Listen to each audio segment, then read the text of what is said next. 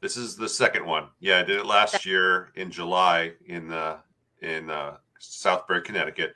The idea came to me because I was seeing so many people, all these paranormal groups using Ouija boards inside people's homes when they're there to try to help them, claiming to be there to help them. All these people who are completely ignorant of these things. Certain people provoking things and challenging things that they have no business challenging because they have no connection, they have no spiritual defense, they have no faith, and I see all this darkness creeping up. And Bill Bean's a good friend of mine, and we did a case up in upstate New York together, and an amazing man. And he's got to drive all over the country starting at like 3 a.m, to go drive up to Michigan, for instance, to help a family, and all over the country, and he literally is the road warrior. And I said, he's an amazing speaker, an amazing man. And I've been following Archbishop Enright for a while. And I said, I have to put together a seminar featuring these amazing men, because these guys are the last line of defense. I'm a demonologist. I worked with Ed and Lorraine Warren, and whenever we stumbled upon something that was actually an authentic demonic case, we'd refer to Bishop McKenna and Malachi Martin, for instance, and others.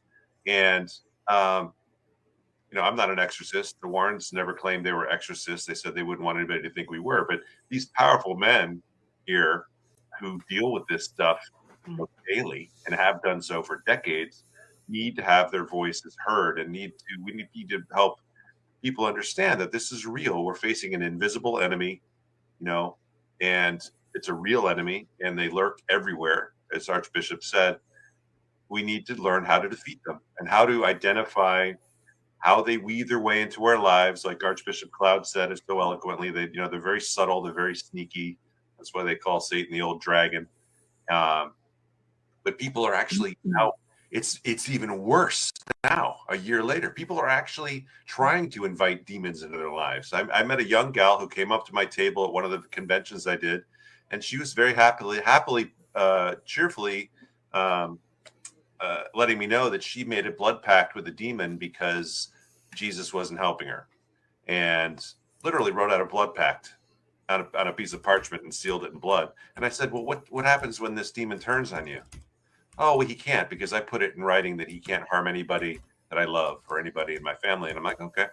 I actually videotaped it because I wanted to show the clergy, my comrades here, how insane this situation is. So anyway, I decided last year we did it for, it was originally for 4 hours. We went over to about 4 hours and 45 minutes, and people were so hungry for more, even though they sat there for 4 hours and 45 minutes.